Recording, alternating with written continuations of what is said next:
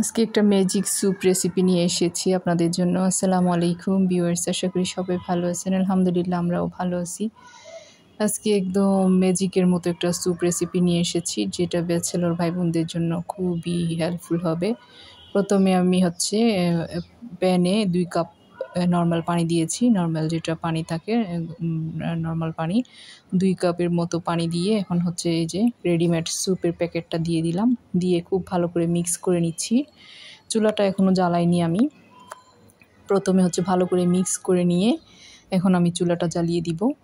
আপনারা চাইলে এটা একদম সহজভাবে, যারা ঝামেলা করতে চান না কিংবা যাদের বাসায় ওরকম কাজ করার মতো কেউ নেই, অসুস্থ রোগী আছে, সবার জন্য খুবই হেল্পফুল হবে। যারা ব্যাচেলর ভাই বোন আছেন তাদের জন্য কিন্তু খুবই হেল্পফুল হবে। খুব সহজে কিন্তু এটা বানিয়ে খেতে পারবেন।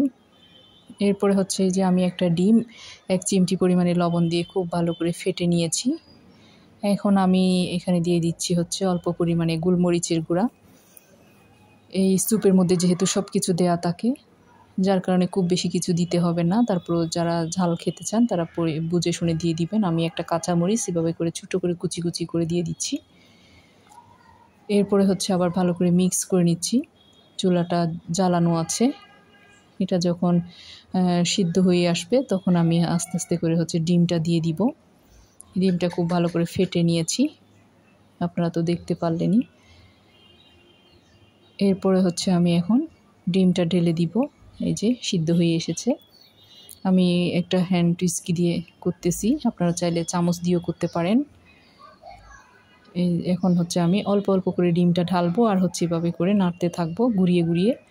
তাহলে কিন্তু ডিমটা খুব সুন্দর করে রেস্টুরেন্টের মতো করে মিক্স হয়ে যাবে, দেখতেও সুন্দর লাগবে, খেতেও ভালো লাগবে। ডিমটা যখন মিক্স হয়ে যায় তখন আমি সবার পরে 1 ফালি লেবু এখানে দিয়ে দিব। এই যে লেবুর একটা ফালি আমি চিপে দিয়ে দিচ্ছি। এটা কিন্তু খেতেও ভালো, খেতেও মজা।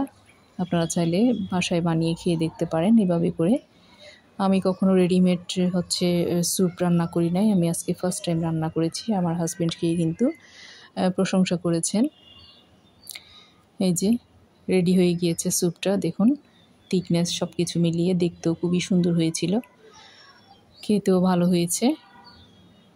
এই স্যুপটা চাইলে দুইজনেও খেতে পারবেন, আর একজনে খেলে তো পেট ভরে খেতে পারবেন। সাথে হয়তো ওয়ান্টন কিংবা যার যেটা পছন্দ, সমোসা, রোল এভাবে রাখতে পারেন। এই যে দেখুন আমি মাটির পাত্রে সার্ভ করে নিয়েছি।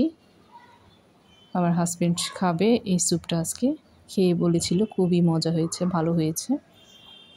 রেসিপি ভালো লাগলে প্লিজ একটা লাইক, কমেন্ট, সাবস্ক্রাইব করবেন, শেয়ার করবেন ফ্রেন্ডস অ্যান্ড ফ্যামিলির সাথে। আজ এতটুকু। আসসালামু আলাইকুম সবাইকে।